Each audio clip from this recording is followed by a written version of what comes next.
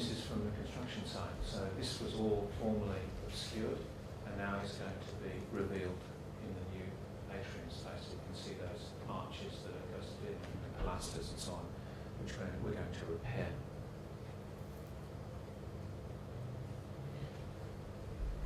As you can see here. And there's a bridge link which goes across to the upper Wellesley wing. So the relationship between the two buildings is quite strong and quite powerful, and you can see that here. So you look back up to the park, the side of the heritage building, and then the new building behind us. And the lighting of this space is also very important. We've paid quite a lot of attention to that. Then there are a series of other elements that are equally important. There's a new and enhanced library housed within the Kitchener Street wing. There's the members' lounge, which also sits up under these canopies and looks out towards the park across the sculpture terrace.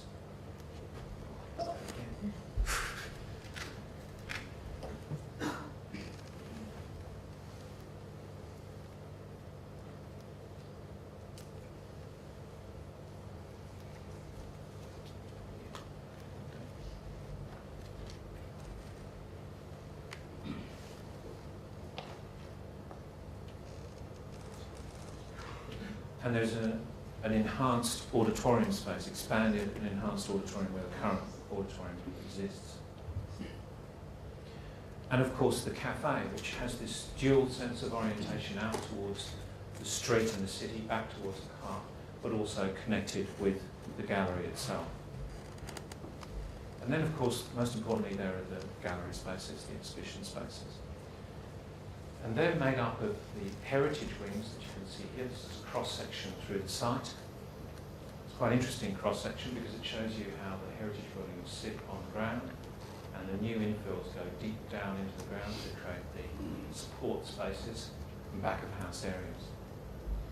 And perhaps one of the most exciting of these is the East Gallery, which is going to be completely restored. Here's as it once was the first daylit gallery space in New Zealand. These are some of the original drawings of that room. And this is an image of how it is going to be restored.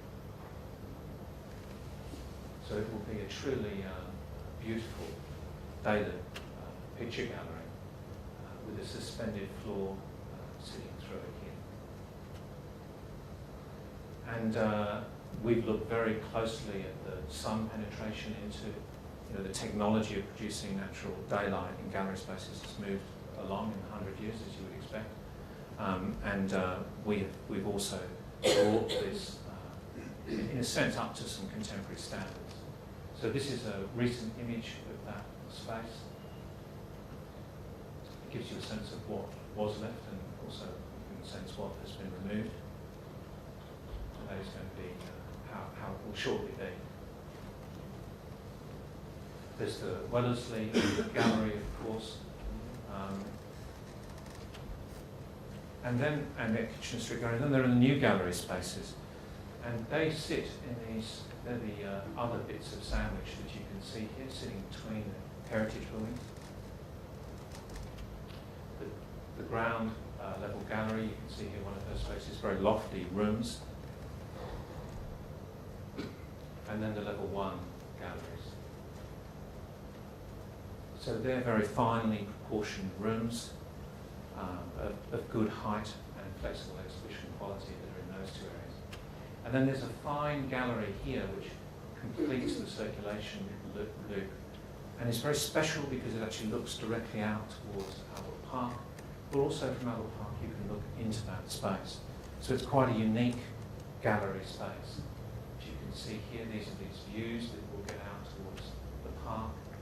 It's a flexible space, but it means that as you go through that gallery space, you'll get these very direct connections through to the park. And very importantly, the top level new gallery is daylit, and this presents enormous design challenges.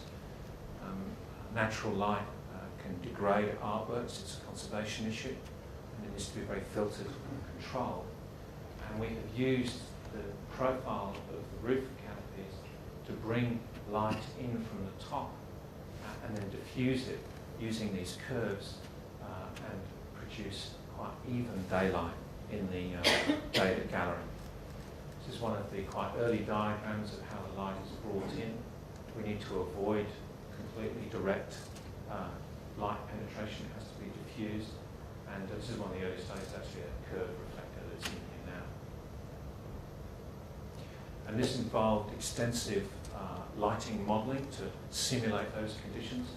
And one of the things we were trying to achieve, one of the real objectives when you're doing a data gallery, is to get a very evenly lit wall. It's actually quite difficult to achieve. As you can see, even using this quite simple graphic, we've got a very even fixed 50 lux on that wall. So we're very pleased with that outcome.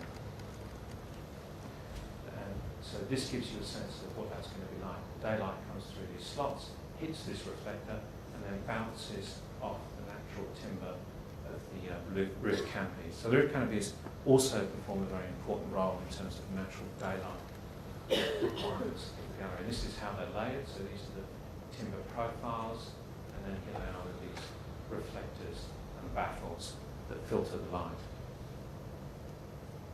And this gives a sense then of what that space will be like.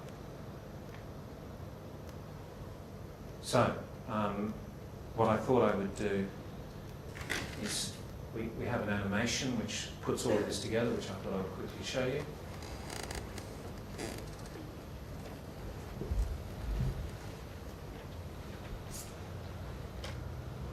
So this is our quite developed computer model now, which has been put through quite sophisticated rendering software to give you as accurate a feel as possible for what this could all come together like. So one of the things we're doing is opening up all of these windows on Kitchen Street, so the building actually engages with the street, more transparent to the street. You can see these pathways that move around the sculpture terrace and the amphitheatre cafe through here. The glazed areas of the Park View Gallery, the South Atrium and the Wellesley Street wing with the loading dock and truck going into it. So here we're getting these glimpses into the gallery space, the sculpture terrace, the members' lounge, looking through the atrium space, past the amphitheatre here. More sculpture terrace through here, and the cafe at this point here, which connects us out to the park but also overlooks the street.